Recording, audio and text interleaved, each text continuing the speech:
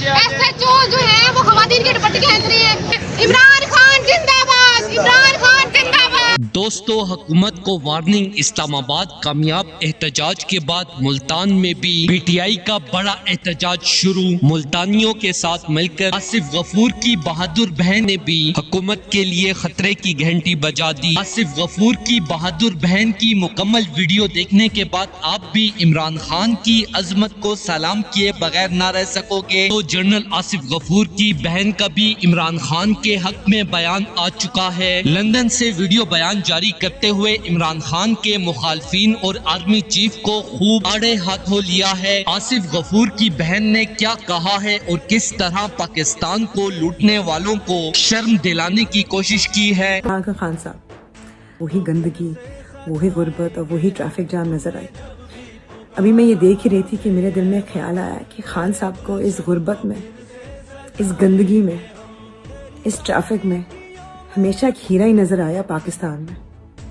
اور اب یقین جانے کہ اس وقت میرا دل، میرا دماغ بالکل بدل گیا. میں نے کہا جب خان صاحب کو اس میں نظر آ سکتا ہے، اسی گندگی میں مجھے بھی ہیرا نظر آیا ہے. اسی غریب بچے میں جو سڑک پہ بھیک مانگ رہا تھا، مجھے اس کی ایجوکیشن نظر آئی. اسی ٹریفک جام میں جہاں پہ لوگ ہارن بجاتے ہوئے میرے گاڑیوں کے آگے سے گزر رہے تھے، مجھے ایک سیوک سینس نظر آئی. گھر پہنچتے پہنچتے میرا ایمان جو اس پاکستان کے لیے تھا وہ اور پختہ ہو گیا. جو آپ نے خان صاحب ہمارے لیے ایک آئیڈیالوجی بنائی تھی، وہ دل کے اندر اس طرح بس گئی کہ میں آپ کو بتا نہیں سکتی. SHO جو ہے وہ خواتین کے دوپٹے کھینچ رہی ہے.